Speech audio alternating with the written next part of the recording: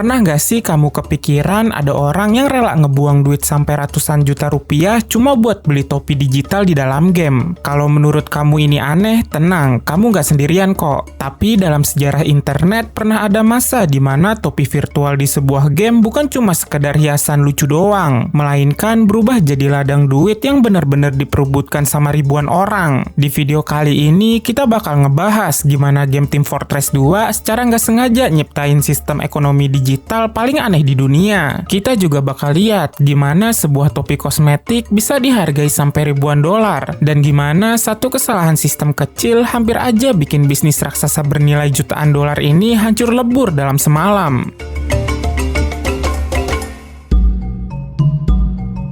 Nah, biar makin paham, kita kenalan dulu sama gamenya. Jadi, game Team Fortress 2 atau yang biasa disingkat TF2 ini dirilis sama Valve di tahun 2007. Konsepnya sendiri adalah game perang-perangan tembak-tembakan seru yang nyatuin dua tim buat saling lawan dalam satu arena. Tapi beda dari game perang militer zaman dulu yang biasanya kelihatan serius dan tegang kayak Counter-Strike atau Call of Duty, TF2 ini justru pakai gaya visual kartun lucu yang khas dan gampang diingat. Pendekatan inilah yang akhirnya sukses bikin banyak orang dari berbagai kalangan langsung jatuh cinta dan kepincut buat main. Alhasil popularitas TF2 pun makin meledak dari tahun ke tahun. Komunitasnya makin kompak, jumlah pemainnya makin ramai, dan Valve juga rajin ngasih update konten baru. Nah, dari sinilah awal mula munculnya sebuah sistem ekonomi digital unik yang sebenarnya nggak pernah direncanain sama sekali dari awal. Nah, petaka seru ini dimulai pada tahun 2009 pas Valve iseng ngenalin barang kosmetik baru di dalam game yang nggak lain dan nggak bukan adalah topi. Fungsinya sebenarnya simpel banget, cuma pajangan doang dan nggak bikin karakter kamu jadi makin sakti atau gampang menang pas perang. Tapi anehnya, para pemain malah mulai ngeliat topi ini sebagai sesuatu yang berharga banget. Soalnya ada beberapa topi yang susah banget didapetin dibanding topi lainnya. Jadi kalau ada pemain yang punya topi langka itu, otomatis dia bakal dianggap keren dan punya kasta paling tinggi di dalam komunitas. Karena makin banyak orang yang ngebet pengen punya topi tertentu, akhirnya terjadilah hukum pasar. Permintaan makin banyak, barang makin langka. Dari sinilah fondasi ekonomi topi di TF2 mulai kebentuk. Tapi tren baru ini perlahan malah nimbulin masalah baru, karena banyak banget pemain yang pengen punya topi, tapi cara dapetinnya ternyata nggak segampang yang mereka bayangkan. Di masa-masa awal itu, para pemain sebenarnya cuma bisa pasrah nungguin hadiah acak yang dikasih langsung sama gamenya. Tapi masalahnya sistem bagi-bagi hadiah acak ini pelitnya minta ampun, dan peluang buat dapet topi yang kita mau itu kecil banget. Alhasil banyak pemain yang harus nunggu berhari-hari tanpa kepastian kapan topi itu bakal jatuh ke akun mereka. Nah, saking putus asanya, kondisi ini akhirnya ngelahirin sebuah fenomena konyol yang dinamain idling. Jadi demi bisa dapet topi, banyak pemain yang sengaja ngebiarin komputer mereka tetap nyala berjam-jam, bahkan ditinggal tidur semalaman cuma biar karakter gamenya diem di tempat dan nungguin dapat hadiah topi gratisan. Karena jumlah topi langka yang beredar di dalam game itu dikit banget, sedangkan yang ngebet pengen punya makin membludak, otomatis harga topi tertentu langsung melesat naik dengan cepat. Karena sistem bawaan gamenya makin menyiksa, komunitas pemain akhirnya mulai muter otak buat nyari cara lain yang lebih praktis demi dapat topi incaran mereka. Nah, karena makin banyak orang yang pengen tuker-tukeran barang, para pemain akhirnya mulai bikin sistem pasar mereka sendiri. Masalahnya kan gak semua orang pengen barang yang sama. Biar gak ribet, komunitas pemain akhirnya muter otak dan sepakat buat nyari barang tertentu yang bisa dijadiin alat pembayaran sah, mirip kayak fungsi uang di dunia nyata. Nah, pilihan mereka jatuh pada besi tua hasil leburan senjata di game sama kunci digital yang biasa dipakai buat buka peti hadiah. Dari yang tadinya cuma barter simple biasa, pelan-pelan dua barang ini malah berubah jadi mata uang tidak resmi yang bikin sistem ekonomi digital mereka makin rame. Di sini, para pemain mulai paham secara alami soal gimana sebuah barang bisa mahal gara-gara peminatnya banyak,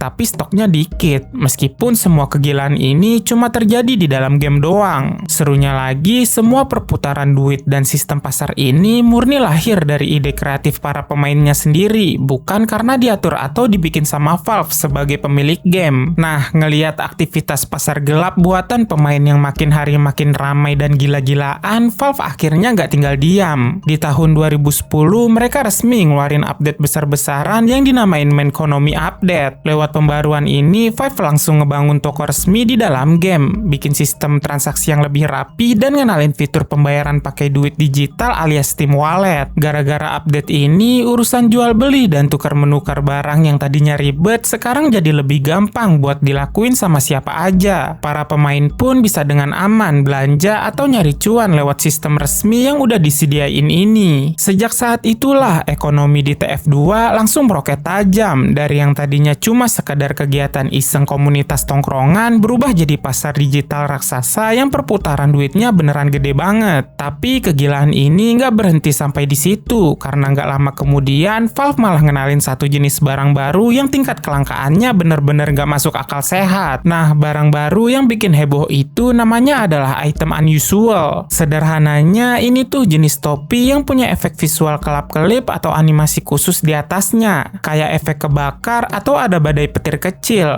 Dan peluang buat dapet topi ini tuh kecil banget, bener-bener cuma ngandelin hoki tingkat dewa. Gara-gara langka banget, para pemain pun langsung berlomba-lomba buat nyari dan berburu topi jenis ini. Tapi uniknya, nggak semua topi ini harganya sama rata, karena mahal atau murahnya itu tergantung dari seberapa keren bentuk topi dan efek animasinya. Ada beberapa topi unusual yang efeknya dianggap paling keren. Walhasil, barang itu jadi buronan utama para kolektor kaya raya sampai harganya melesat gila-gilaan. Bahkan dalam beberapa kasus ada topi yang harganya tembus sampai ribuan dolar Amerika alias puluhan juta rupiah cuma buat satu biji topi digital doang. Nah, gara-gara fenomena gila inilah sebagian pemain akhirnya mulai sadar kalau barang di dalam game ini bukan cuma sekedar pajangan biar keren saat perang, tapi udah berubah jadi aset berharga yang bisa diputer lagi buat nyari keuntungan nyata. Nah, gara-gara perputaran duitnya makin menggiurkan, akhirnya muncul nih sekelompok pemain baru yang udah nggak peduli lagi sama urusan perang di dalam game. Bukannya fokus nembakin musuh, mereka malah lebih asik nongkrongin pasar dan beralih profesi jadi pedagang atau maklar digital. Setiap hari kerjaan mereka cuma mantengin pergerakan harga, nyari pemain amatir yang jual topinya dengan harga murah, terus langsung mereka borong buat dijual lagi pas harganya udah naik demi nyari untung tipis-tipis. Nah, kebiasaan baru ini akhirnya bikin perputaran barang di TF2 bener-bener mirip kayak pasar di dunia nyata. Harga barang bisa mendadak mahal banget kalau lagi banyak yang nyari, tapi bisa juga langsung anjlok parah kalau stok barangnya lagi banjir di mana-mana. Bagi mereka, TF2 udah bukan lagi sekedar game buat seru-seruan bareng temen, tapi udah berubah jadi ladang bisnis digital tempat muterin duit. Uniknya, saking liarnya sistem pasar buatan para pemain ini, ekonomi virtual di TF2 perlahan mulai bikin orang-orang luar penasaran. Bahkan sampai menarik perhatian para pakar dan akademisi ekonomi buat ikutan neliti game ini. Nah, saking seriusnya fenomena ini, di tahun 2012, Valve akhirnya nggak mau setengah-setengah. Mereka langsung merekrut seorang pakar ekonomi sungguhan bernama Yanis Varoufakis, yang di kemudian hari malah terkenal gara-gara kepilih jadi Menteri Keuangan negara Yunani. Tugas dia di Valve sebenarnya simpel tapi menantang, yaitu buat ngebongkar dan mempelajari tumpukan data jual beli yang terjadi di dalam pasar virtual mereka, termasuk perputaran duit yang ada di TF2. Si Yanis ini pun harus meriksa jutaan riwayat transaksi digital para pemain cuma demi paham gimana caranya sebuah barang di dalam game bisa punya harga, sekaligus ngeliat gimana pasar itu bergerak, sampai nyari tahu masalah apa aja yang bisa bikin ekonominya jadi nggak sehat. Nah, kejadian ini pun jadi salah satu contoh paling legendaris di dunia game, di mana sebuah perusahaan game sampai harus pakai ilmu ekonomi tingkat tinggi cuma buat ngertiin kelakuan para pemainnya di dunia digital. Tapi menariknya, riset si Yanis ini nantinya bakal ngebuktiin satu hal penting, kalau yang namanya pasar digital buatan game itu ternyata juga bisa kena apes dan ngalamin krisis moneter yang parah banget. Nah, omongan si Yanis soal krisis itu beneran kejadian di tahun 2019 gara-gara ada error alias bug sistem yang fatal banget. Jadi entah gimana ceritanya, ada beberapa jenis peti hadiah yang mendadak rusak dan malah ngeluarin topi unusual super langka dengan peluang 100%, alias pasti dapet tanpa perlu ngandelin hoki lagi. Gara-gara error ini, cuma dalam waktu semalam doang, pasar langsung kebajiran ribuan topi. Alhasil, nilai kelangkaan barang yang udah dijaga bertahun-tahun tiba-tiba lenyap dan harganya langsung anjlok parah. Di titik inilah seluruh komunitas mulai ketakutan kalau ekonomi virtual di TF2 bakal hancur total dan gak bakal bisa diselamatkan diselamatin lagi kalau situasi gila ini dibiarin terus sama Valve. Ngelihat situasi yang udah makin kacau, Valve akhirnya langsung bergerak cepat buat nyelamatin pasar mereka. Langkah pertama yang mereka lakuin adalah langsung mengunci semua topi hasil bug tadi, supaya barang-barang itu nggak bisa dijual atau ditukar secara bebas kayak topi normal lainnya. Lewat cara ini, Valve berhasil nahan jebolnya pasar terbuka dan ngejaga biar barang-barang lama yang udah ada dari dulu nilainya tetap aman dan gak ikutan anjlok. Walaupun keputusan sepihak ini sempat bikin beberapa pemain kecewa dan gak setuju, tapi langkah tegas Valve ini terbukti ampuh buat ngeganjal kehancuran yang lebih parah di dalam ekonomi virtual TF2.